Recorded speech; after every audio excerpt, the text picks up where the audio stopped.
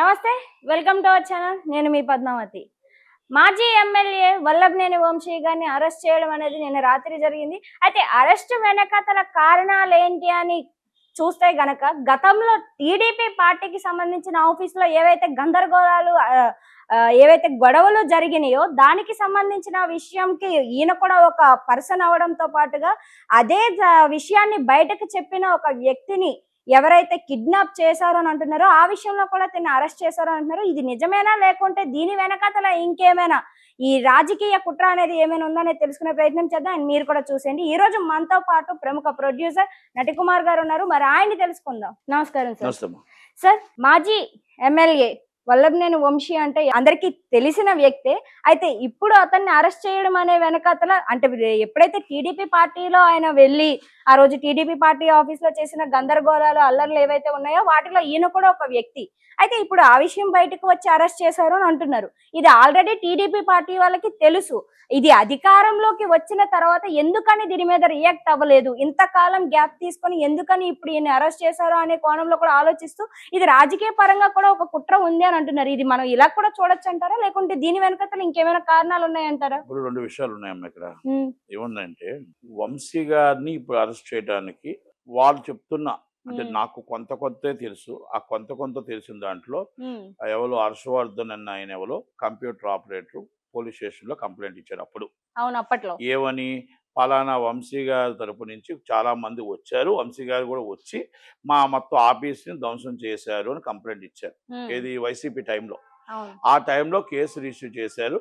Case register చేసి కొంతమందిని arrest చేసి కేసు వదిలేశారు. కాబట్టి ఆ కేసుని రీఓపెన్ చేసి A71గా మన వంశీ గారిని పెట్టడం జరిగింది ఆ కంప్లైంట్ ఆధారంగా. అయితే ఆయన హర్షవర్ధన్ గారు మళ్ళా మొన్న ఏదో వెళ్ళి ఆయన జడ్జి గారి ముందు వెళ్ళి ఈ అఫిడవిట్ ఇస్తూ నేను ఆ రోజు నాకు అసలు యాక్చువల్గా నేను అక్కడ లేను, నేను బలవంతంగా ఆటోమేటిక్గా నన్ను ఉన్నానని చెప్పమని చెప్తే కంప్లైంట్ ఇచ్చేది తప్ప ఆ దాంట్లో వంశీ గారు కానీ ఎవరు లేరు, నేను లేను, ఆ రోజు అక్కడ లేను అని చెప్పి ఆయన జడ్జి గారి ముందు వాంగ్మూలం ఇచ్చారంట. దాన్ని అసలు మొత్తం ఎంక్వైరీ చేస్తే ఆ ఎంక్వైరీలో వైజాగ్లో ఆయన ఉన్నాడు. వైజాగ్లో అదుపులో తీసుకుని దుర్గాప్రసాద్ గారు అని ఇంట్లో అదుపులో తీసుకున్నాం. ఆయన మొత్తం వాళ్ళ తల్లిదండ్రులు కంప్లైంట్ ఏమని ఇచ్చారంటే మా అబ్బాయిని మమ్మల్ని చంపేస్తానని బెదిరించి మా మీద మా అబద్ధం చెప్పించారు, కేసు విత్డ్రా చేయించారు అని అంటున్నారు. కేసు విత్డ్రా చేయడానికి కాగితం ముక్క కాదు. కేసు విత్డ్రా చెయ్యాలి అంటే మొత్తం టోటల్గా జడ్జి గారి ముందు నిజమే చెప్పాలి. నిజం చెప్తున్నప్పుడు ఆయనకు స్వేచ్ఛ ఉంటుంది.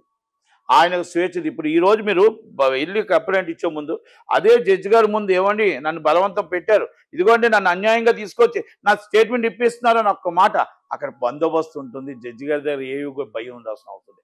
మీరు చెప్పుంటే హర్షవర్ధన్ అన్న ఆయన అప్పుడు నిజంగా అప్పుడే ఆ వంశీ గారిని అరెస్ట్ చేసేవారు కదా. సార్, ఇక్కడ ఇంకో కోణం కూడా ఆలోచించాలి కదా. మనం అక్కడ వాళ్ళ పేరెంట్స్ విషయంలో ఆలోచించాలి కదా. ఇక్కడ తినకి ఏజెడ్ సెక్యూరిటీ ఇస్తారు, చుట్టుపక్కల అందరూ ఉన్నారు, తినకి ఇస్తారు. బట్ ఇంట్లో వాళ్ళ మీద థ్రెడ్ ఉన్నప్పుడు అదే అక్కడికి వస్తున్నా. అయితే రెండు పార్టీల మధ్య నలిగిపోతున్నారు వీళ్ళు అనేది అర్థమవుతుంది నాకు.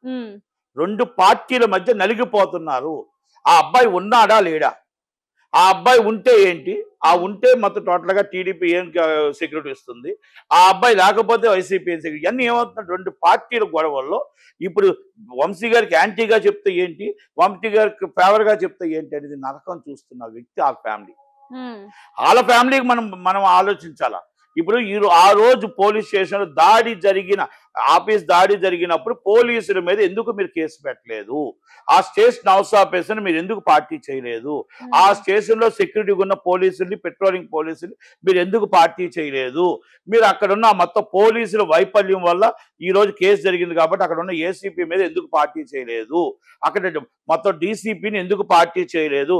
ఒక డీసీపీ ఏసీపీ అంతమంది పోలీసులు ఉంటున్నప్పుడు ఒక టీడీపీ పార్టీ కార్యాలయం ప్రధాన ప్రతిపక్ష కార్యాలయం అన్యాయం జరిగితే ఆ జరుగుతున్నప్పుడు కూడా మరి ఎవరు చూసి చూడనట్టు జరిపోయి ఈ పోలీసుల మీద మనం కేసు పెట్టకపోతే మనం ఒక అబ్బాయిని ఒక ఫ్యామిలీని మేమే చెప్తే మీకు కక్ష సాధింపగా రేపు వాళ్ళ ప్రాణాలు ఏముంటాయని చెప్పి అరిచేతిలో పట్టుకుని బతుకుతున్న ఆ కుటుంబం మీద మనం ఆడుకోవడం కరెక్టా? మనకు అక్కడ చూస్తూ ఆ దాడి చేస్తుంటే చూసి చూడనట్టు జరిపోయిన పోలీసులందరి మీద కేసు పెడితే రేపు ఫర్దర్గా ఇంకో గవర్నమెంట్ వచ్చినా కూడా పోలీసులు కరెక్ట్గా వర్క్ చేస్తారు.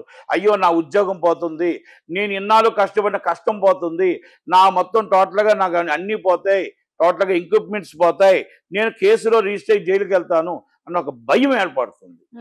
నేను ఎందుకు చెప్తున్నానంటే ఆ స్టేషన్ హౌస్ ఆఫీసర్ తప్పు, అక్కడ పెట్రోలింగ్ పోలీసులు తప్పు.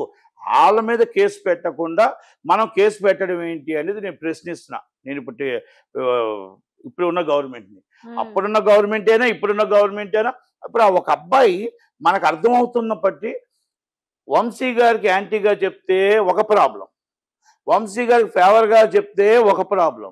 ఒక సామాన్య పద్ధతిలో ఒక సామాన్య వ్యక్తిగా ఆ బాధ, ఆ అబ్బాయి బాధ, ఆ తల్లిదండ్రుల కష్టం మనకు అర్థమవుతుంది. మీరెందుకు అర్థం చేసుకోవట్లేదు అని అడుగుతున్నా నేను.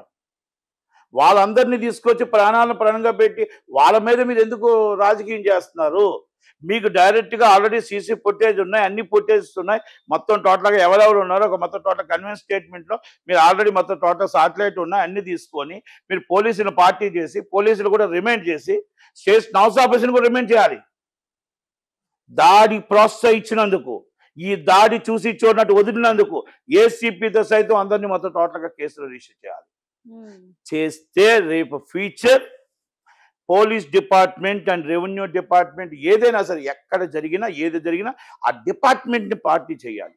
ఆ డిపార్ట్మెంట్ని పార్టీ చేస్తే లంచం తప్పు జరగకుండా భయానికి గురవుతారు. ఆహా రేపు వీళ్ళు చేస్తుంటే చూసి ఊరుకున్నామా, అమ్మాయి ఈ గవర్నమెంట్ వచ్చింది మేము సేఫ్, ఆ గవర్నమెంట్ వచ్చింది ఆ పోలీసు వాళ్ళు సేఫ్ అంటే ఎవరికి దాసోహం భజన కొడితే ఆ పోలీసు వాళ్ళు సేఫ్, తక్కువ పోలీసు వాళ్ళు జైలు, తక్కువ పోలీసు వాళ్ళు సేఫ్.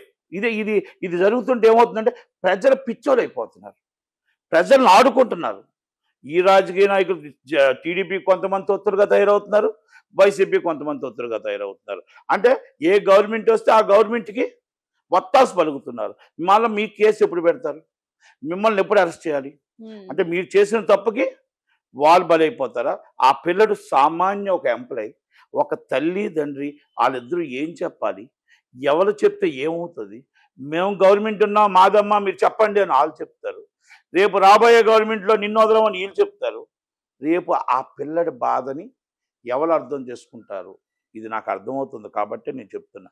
మంచి మనసుతో మీరు ఒక్కసారి ఆలోచించండి, ఈరోజు మీకు చెప్పి ఈరోజు ఇద్దరు కానిస్టేబుల్ అని తీసుకొని సెక్యూరిటీ చేరిపోతారు. రేపు ఫర్దర్గా రోజుగా ఆయన పని చేసుకుంటే ఆయనకి డొక్కాడదు పని చేసుకుంటే రోజుకి ఎంతమంది గన్మ్యాన్లు ఇస్తారు మీరు? వాళ్ళ జీవితం ఏంటి? వాళ్ళ తల్లిదండ్రులకు ఏంటి?